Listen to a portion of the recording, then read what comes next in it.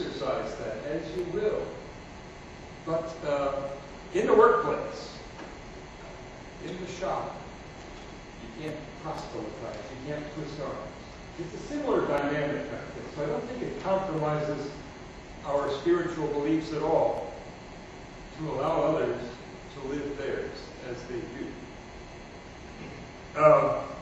The way they put it in the chaplain corps, when we go through chaplain's boot camp, Navy Air Force has chaplain's boot camp as well.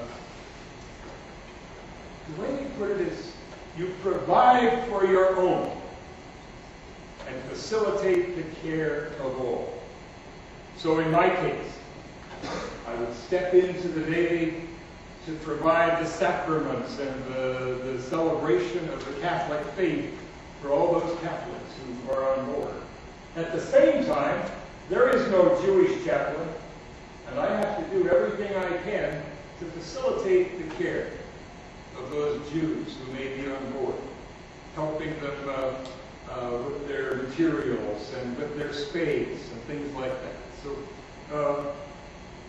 it's not the establishment of a religion, but it's allowing for the free exercise, and in the chaplain's case, to facilitate that.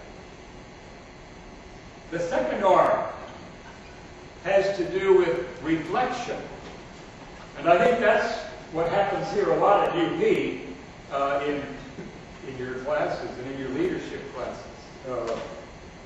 We live in a world where you play those video games, and it's all about reaction time. How quickly can you respond before the other guy kind of blows you off the screen? True. We live in a culture and a time when we expect and we want instant results, sometimes instant gratification. There's that burger place, I want it my way, and I want it now. And that's a religion to us sometimes, that kind of attitude. But you, as Air Force officers, as leaders, take a whole different posture. It's not, how do I react when I don't like something or when I want something my way? It's how do I respond? How do I reflect? So that the second R would be reflection. How do I sometimes bite my tongue? God gave us 2 ears and 1 tongue for a reason. And sometimes the biggest job we have as leaders and as people entrusted with the care of others is to listen. To listen to all of the different dimensions and demands that are coming our way, whether it's from the command structure to the airman, from the family to my own conscience. All of those things come together right there in your soul and in your life. And we say, well, there's a discipline involved in making decisions. Not only decisions that I want to make with regard to how life should be, but decisions that affect everybody around me and their well-being. So whether you're religious or not, or whether you practice some particular faith or not, it's very important to cultivate the reflective decision. How to pause long enough, catch my breath long enough to know that there's a lot going on besides what I want. So that we become reflective rather than reactive. I think the program's all about that kind of process, isn't it? When your teachers are working with you.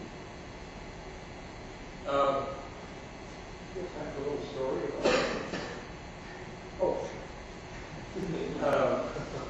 now this isn't so much, it speaks to the process, and I think that's what ROTC is engaged in, and so much of the training is involved in.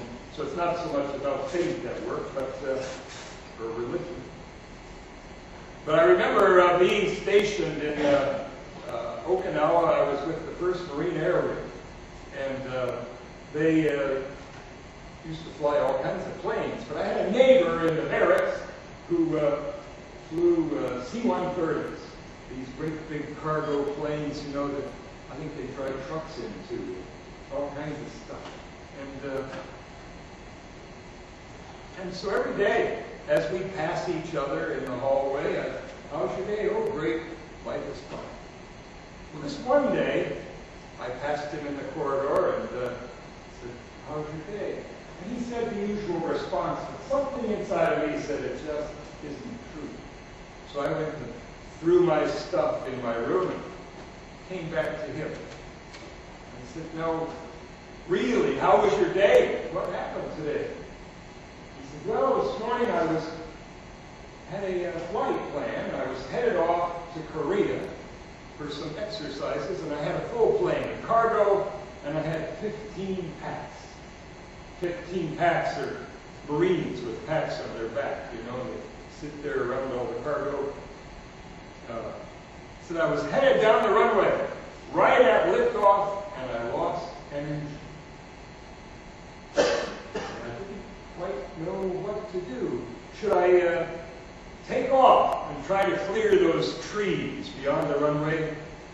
Should I hit the brakes and shut everything down and try to stop before I hit those trees? So by this time my heart is pounding because he's describing this scenario with 15 packs in the back. And what did you do? What did you do? Well, I did the latter. I said I shut down all the engines, I hit the brakes as hard as we could, and went off the end of the runway and into the grass and stopped just short of the fence and those trees. Oh my, you must have been terrified. He said, no, I didn't even think about it. I did what I had to do. In that moment of crises, that's why we do the training we do. It's that every day we're reading these manuals, and every year we have our new qualification checks. And you go through this scenario, I've been through it 100 times. And I didn't even think about it. But shut everything down, made sure the whole plane was secure, stepped outside out the back door. And there, sitting in the grass, waiting for me, were those 15 Marines. And that's when I saw what I did, and I fell to my knees. That's that reflective discipline, that process. You do it in your business day in and day out. You say, we engage this discipline because it's going to make a difference in the long haul. In who we are and what we accomplish. Automatic pilot, if you will. And you'll be there.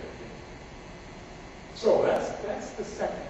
First we have religion, then we have reflection, that discipline. And the third R is resource.